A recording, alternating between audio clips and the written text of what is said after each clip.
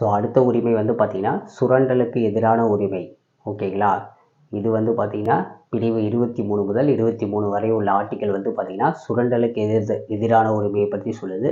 So பிரிவு 23 என்ன சொல்லுதுன்னா வந்து பார்த்திங்கன்னா கட்டாய வேலை மற்றும் கொத்தடிமை முறை ஒழிப்பு. ஓகேங்களா? ஒருத்தர் வந்து பார்த்திங்கன்னா கட்டாயமாக ஒரு வேலைக்கு அமர்த்துறது, கொத்தடிமை முறையில் வந்து வேலை வச்சுக்கிறது, அவங்களெல்லாம் வந்து பார்த்திங்கன்னா பாதுகாக்கிறதுக்காண்டி இந்த உரிமை வந்து இந்த விதி சொல்லுது.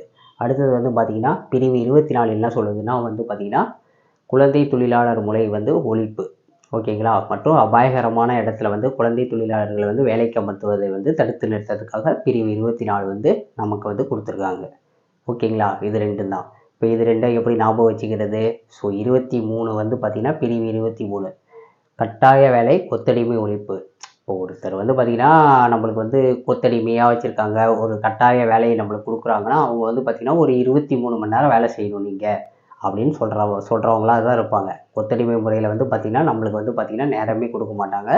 23 மணி நேரமும் ஒரு நாளைக்கு 24 மணி நேரம்னா 1 மணி நேரம் சாப்பாடு விட்டுட்டு 23 மணி நேரமும் நம்மளை வேலை வச்சு வாங்குவாங்க. ஸோ அதை ஞாபகம் வச்சுக்கங்க. கொத்தடிமைனாவே 23 மணி நேரமும் வேலை செய்யணும் அப்படின்னு ஞாபகம் வச்சுக்கங்க. அடுத்தது வந்து பார்த்திங்கன்னா 24 தொழிற்சாலைகளில் குழந்தை தொழிலாளர் முறை ஒழிப்பு.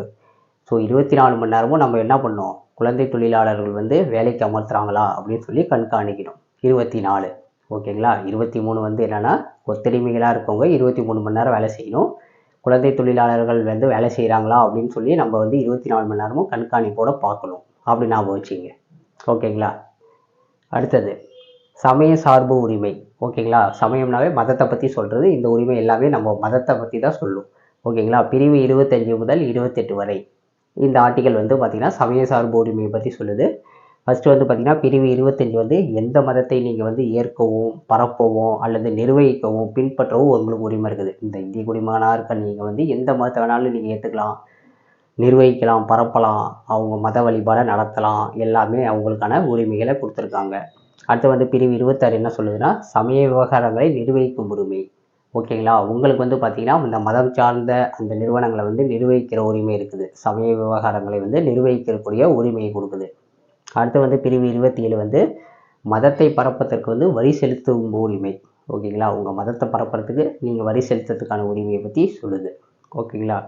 அடுத்தது வந்து பார்த்திங்கன்னா பிரிவு 28 மதம் சார்ந்த கல்வி நிறுவனங்களை வந்து வழிபாடுகளிலிருந்து தவிர்த்தல். இப்போ ஒரு மதம் சார்ந்த கல்வி நிறுவனம் இருக்குன்னா அவங்களோட மதத்தை வந்து அங்கே வந்து பார்த்திங்கன்னா வழிபாடு பண்ணுறாங்கன்னா மற்ற மதத்துக்காரங்க வந்து அங்கே வந்து வழிபடணுங்கிற அவசியம் இல்லை. ஓகேங்களா? அவங்க வந்து அந்த வழிபாடை வந்து தவிர்த்தலாம். மதம் சார்ந்த பரப்புரைகளை வந்து அவங்ககிட்ட வந்து நம்ம திணிக்கக்கூடாது. ஓகேங்களா? என்னதான் மதம் சார்ந்த மைனாரிட்டி இன்ஸ்டிடியூஷனாக இருந்தாலுமே எல்லாத்துக்குமே அங்கே வந்து அவங்களுக்கான மதத்துக்கான அந்த சுதந்திரத்தை வந்து கொடுக்கணும். அதை சொல்லுது. ஸோ இதை எப்படி ஞாபகம் வச்சுக்கலாம்னா இப்போ ஒரு 25 வயசு ஆகிடுச்சு ஒரு பையனுக்கு வந்து ஒரு குழந்தைக்கு வந்து கல்யாணம் ஆகலாம். அவங்க என்ன பண்ணுவாங்கன்னா அவங்க ஒரு ஆன்மீக சிந்தனையில் வந்து போயிடுவாங்க. ஒரு மதத்தை வந்து நம்ம ஆரம்பிக்கலாம் அப்படின்னு சொல்லிட்டு ஒரு ஆன்மீக சிந்தனையில் ஆன்மீக வாழ்க்கையில் வந்து ஈடுபட்டுருவாங்க இல்லைங்களா? ஸோ அப்போ 25 வயசில் நீங்கள் வந்து மதத்தை என்ன பண்ணுறீங்க? மதத்தை வந்து பின்பற்றுறீங்க, ஏற்கிறீங்க. ஒரு மதத்தை வந்து உங்களுக்கு கல்யாணம் ஆகலை அப்படின்னா வந்து அதை ஞாபகம் வச்சுங்க. அடுத்து வந்து பார்த்திங்கன்னா 26 வயசில் இப்போ ஒரு மதத்தை ஏற்றுக்கிட்டீங்க அதுக்கு அப்படின்னா அதை நிர்வகிக்கணும். ஸோ 26 வயசில் உங்களுக்கு வந்து பார்த்திங்கன்னா ஒரு நிர்வகிக்கிற உரிமை, மதத்தை வந்து நிர்வகிக்கிற உரிமை இருக்கும். அடுத்து வந்து பார்த்திங்கன்னா 27 வயசில் வந்து பார்த்திங்கன்னா அந்த மதத்தை நீங்கள் வந்து பரப்புவீங்க. ஓகேங்களா? அந்த மதத்தை நீங்கள் பரப்பும் போது அதுக்கான வரிகளை வந்து செலுத்துவீங்க. மதத்தை பரப்புதல். அடுத்தது வந்து பார்த்திங்கன்னா அடுத்து வந்து பார்த்திங்கன்னா 28 வயசில் நீங்கள் என்ன பண்ணுவீங்க? ஒரு மதம் சார்ந்த கல்வி நிறுவனங்களில் வந்து பார்த்திங்கன்னா ஒரு பணிபுரியும் போது அந்த மதத்தை வந்து பரப்பாமல் நீங்கள் வந்து பாதுகாப்பீங்க. ஓகேங்களா? அப்படி பொதுவாக ஞாபகம் வச்சுங்க. இது வந்து பார்த்திங்கன்னா சிம்பிளாக 25 வயசில் உங்களுக்கு கல்யாணம் ஆகலை அப்படின்னா ஒரு ஆன்மீக பாதையை நம்ம தேர்ந்தெடுக்கிறோம். ஒரு மதத்தை வந்து பின்பற்ற போகிறோம். அந்த மதத்தை வந்து நம்ம நிர்வகிக்கணும். அந்த நிர்வகிக்கிறதுக்கு நம்ம வரி செலுத்தணும்.